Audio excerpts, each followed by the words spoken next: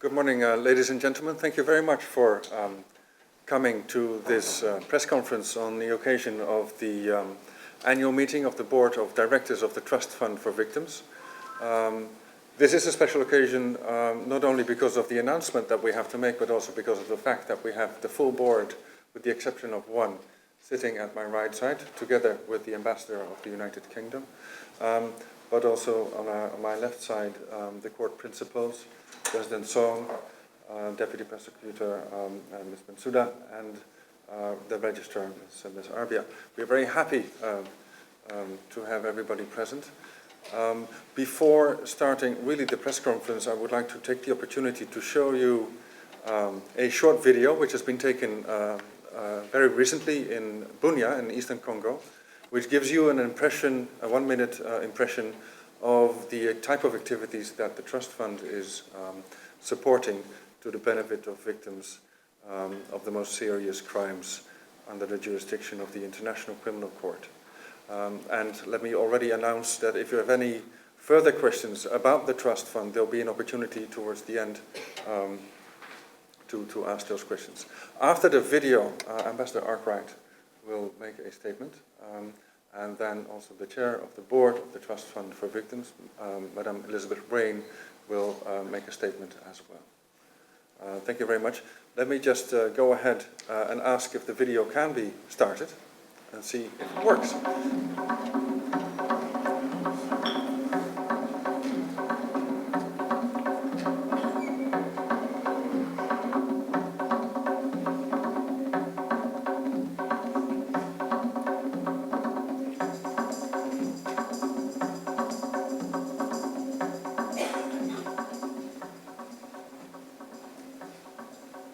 Mie nilikuwa kwa Medu, ule kwa Medu balikuwa taka kutuua vile mea, lakini ule garson moja alisemaka keno mie ndakuwa bibi yake, njoo wakati yeye alinibebeshaka mimba naye alikimbia. Tukua uchungu mtoto alienda na ule soda, kisha yeye kwenda kuona aramrudisha mtoto na kuna bibi. Watu ambao wanatusaidia ni victime, inatusaidia kwa masomo, kwa njia ya dawa na watoto, mimi mtasie baeleve, ile pale tunashukuru sana. Mama yake na bali watoto wanaenda kwa masomo, kisha masomo wanafika bakamata mtoto wanarudi naye nyumbani. Inanisaidia kenuju, inanibali nikie kusoma, tena inabali vile mtoto wangu hata kumchunga, hata kwa kaya dawa, nashukuru sana juu inanisaidia mingi. They go to school, they wear a uniform, so they get value, and the people start looking at them differently. Wakati mimi nanja soma, watu bananikamata sawa mtoto ya nyumba.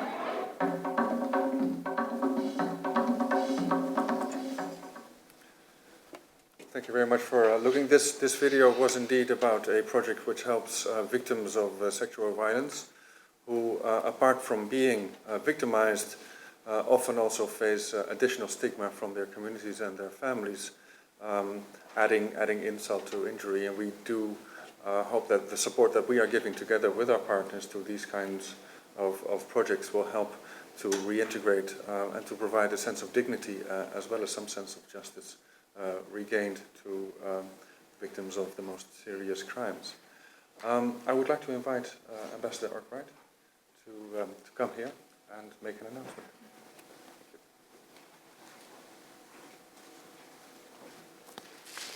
Well, thank you very much, and good morning, everybody. Good morning to President Song and the officers of the court, to Mrs. Rain and the board. I'm delighted to be here. The International Criminal Court has established itself as a cornerstone of the international justice system.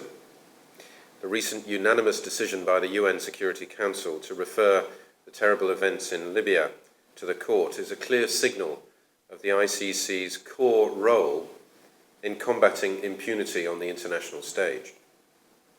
One of the greatest achievements of the ICC has been its groundbreaking role in delivering justice to the victims of serious crime.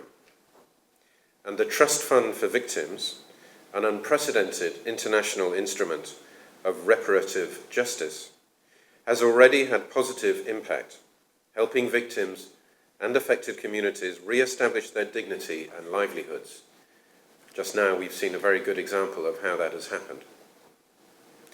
The United Kingdom is one of the ICC's strongest supporters, and we will continue to provide the political and practical support it requires to carry out its mandate effectively. At the ICC Review Conference in Kampala in June last year, the British government made a pledge to play an active role in delivering justice to the victims of serious crimes, including through its continued support for the Trust Fund for Victims. As you know, the economic situation faced by states parties remains very difficult, and the UK has called on the court to take tough decisions in response to the continuing global economic crisis. But we recognise that states also have a responsibility to ensure that the court has sufficient resources to carry out its task that we have given it and make the Rome Statute system work. That is why the UK made a donation of £200,000 to support witness relocation in the Kenya investigation. And that is why I am pleased to be able to announce today that the United Kingdom has made a donation of £500,000 to the Trust Fund for Victims.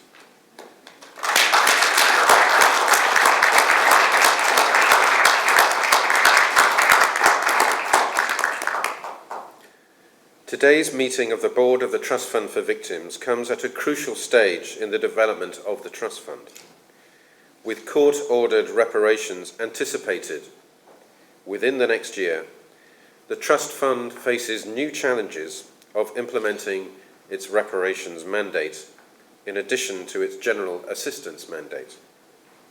And of course, for an organisation funded by voluntary contributions, there is always the resource challenge.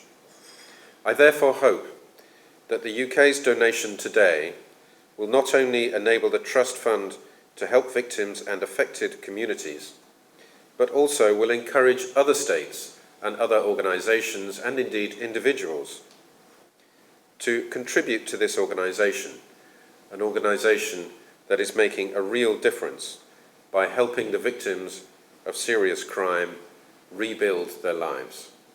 Thank you very much.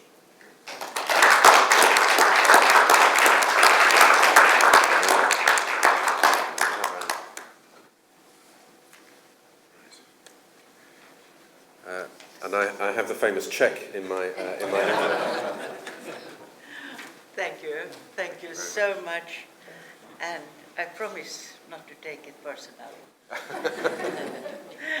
Okay, very well. Thank you very much. You. Shall we just shake hands?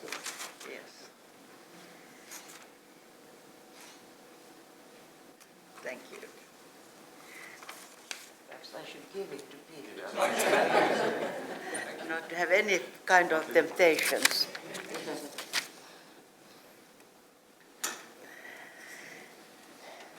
Dear friends, Excellencies, on behalf of the Board of Directors of the Trust Fund for Victims, I'm so pleased to have this opportunity to express our gratitude to Ambassador Arkwright for this very welcome contribution of £500,000. It is around, 560,000 euros, depending on the rate and currency.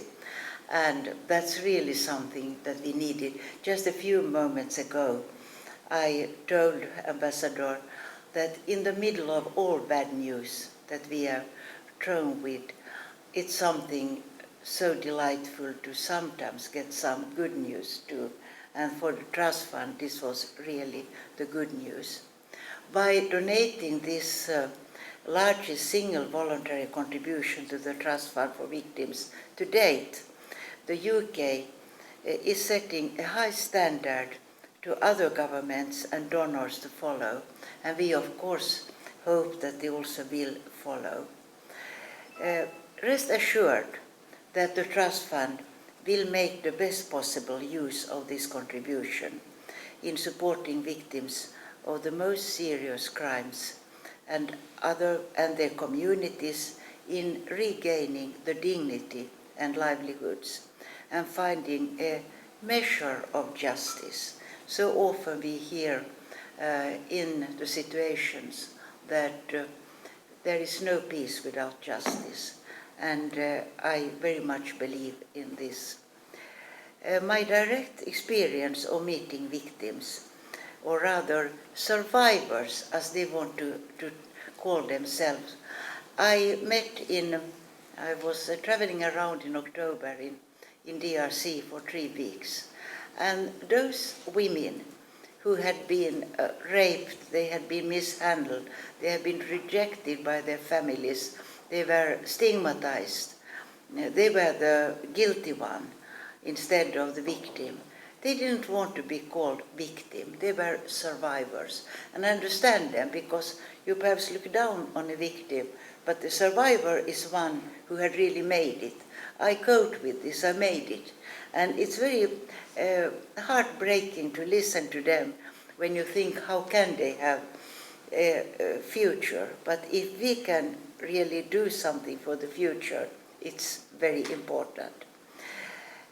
But also I would like to mention and take note of that Norway has confirmed that they will contribute 2 million crowns, that's about 250,000 euros, before the end of this month.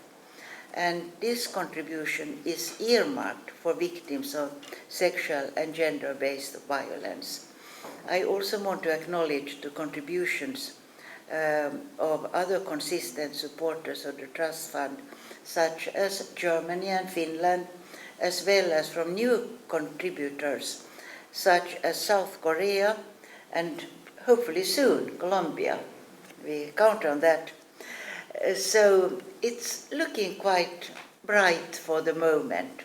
And sometimes there is some kind of multiple effect that when somebody starts, others want to follow the good example. Let's hope that it happens also now.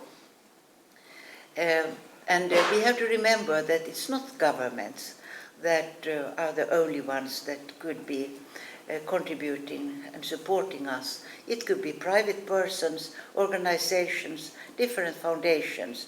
So we are very open to everyone. Of course, if they have a good ethic and moral. I should like to note that the Trust Fund's Board of Directors is meeting this week on a crucial moment in the development.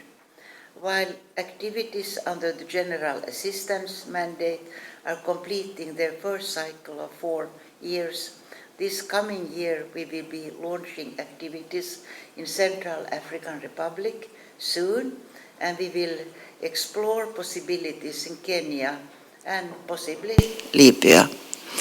The board acknowledges that the first reparations phase before the court is imminent, a unique event in the development of global justice that should be a great value to the victims concerned, as well as to the international community, also them. As the Trust Fund will have a central role to play in the implementation of ICC reparations, it will consider the related legal, institutional and financial challenges. And I can tell you that it's not an easy task. There are many paragraphs, many statutes, many legal observations to be taken. Moreover, the board will also contemplate the numerous operational challenges that the Trust Fund will face, together with the court proper, to ensure that reparations are perceived to be fair, appropriate, and do not cause any further harm or conflict. Sometimes well-meaning NGOs or organizations or even governments are not looking into the bitter end of their support. so they can create even confusion. So our task is to go to all the routes, see what will be the outcome of everything that we are doing. And I'm sure that with the very good secretariat we have and a fine support from the ICC, we will be successful. And thank you once again, Ambassador, and your UK for this fantastic support. Thank you.